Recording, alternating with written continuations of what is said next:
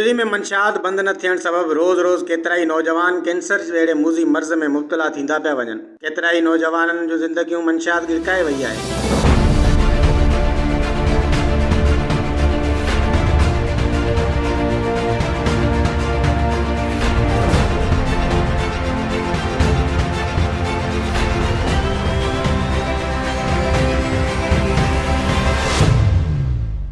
कुनरी जो ही नौजवान रिक्शा हलाईंदड़ पोहरियत हनीफ ख़ासकेली आहे, जेको गुटको खाइण सबब मुंहं जे कैंसर जहिड़े मूज़ी मर्ज़ में मुब्तला थी वियो आहे।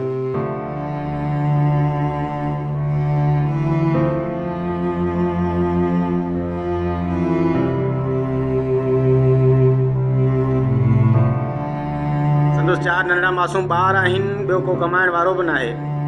जना अस्पताल में दाख़िल हो, जिते संदुसि सर्जरी थियणी हुई, मगर डॉक्टरनि कोरोना जो जवाज़ ॼाणाए हिन पोहरियत जी सर्जरी रोके छॾी आहे। ऐं अस्पताल वारा हिन ग़रीब खे दाख़िल करण बजाए मुसलसल आसरनि में हलाए रहिया आहिनि। हिन वक़्तु हिन पोहरियत जी तबियत काफ़ी नासाज़ आहे ऐं डॉक्टरनि हिन खे प्राइवेट स्टोर जी दवा लिखी घर रवानो कयो आहे, जेका 1 महीने जी दवा 30,000 जी थिए थी। हनीफ ख़ासकेली जी पोड़ी झोर अमड़ ऐं मासूम धीअ रोईंदे चयो त असांजो अकेलो कमाईंदड़ सहारो बीमारी जे बिस्तरे ते पियल आहे, जंहिं करे कमाई त बंदि थी, मगर उल्टो रोज़ानो दवाउनि समेत 2,000 खां वधीक ख़र्च अचे पियो ऐं घर जो राशन वग़ैरह बि मुश्किल सां पूरो थिए थो। पाण रिक्शो हलायां थो, ग़रीब आहियां, ठीक है, मसइलो थी वियो बीमारी जो। हाणे पोयां केरु कमाइण वारो कोन्हे, कुझु थी सघे कुझु बि। हाणे हिकिड़ो त कराची में अस्पतालनि जा जेको भाड़ा आहिनि, किराया आहिनि, असांजे रक्षन में पूरा आहियूं। ॿियो हाणे उते टेस्ट वग़ैरह कराए। बाबा मुंहिंजो हिकिड़ो ई बच्चो आहे, कमाइण वारो इहे 4 बच्चा आहिनि, ज़ाल आहे, नंढिया बच्चा आहिनि। असीं त कमाइण लॻ पेट इहो भरंदा हुआसीं जो रिक्शो हलाए आंडो टुकड़ी खाईंदासीं।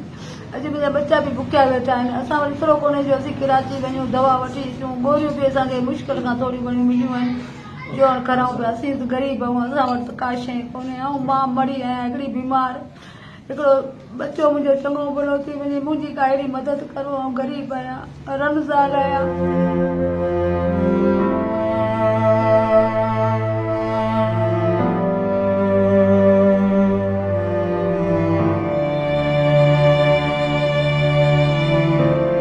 मासूम बच्चा बुखूं काटण ते मजबूर आहिनि। उन्हनि कुनरी जे मुखीर हज़रातनि, वस वारनि वज़ीर आला सिंध मुराद अली शाह, नवाब यूसुफ टालपुर, सूबाई वज़ीर नवाब तैमूर टालपुर ऐं चीलबंद जे मोज़िज़ शख़्सियत सैयद मोहम्मद हसन शाह खे अपील कई आहे त आगा खान में मुंहिंजो रुकियल ऑपरेशन सर्जरी जल्द कराई वञे ऐं दवाउनि समेत मुकमल इलाज करायो वञे त जी सिहतयाब थी पंहिंजे मासूम बच्चनि ऐं घरवारनि जो सहारो बणिजी सघनि।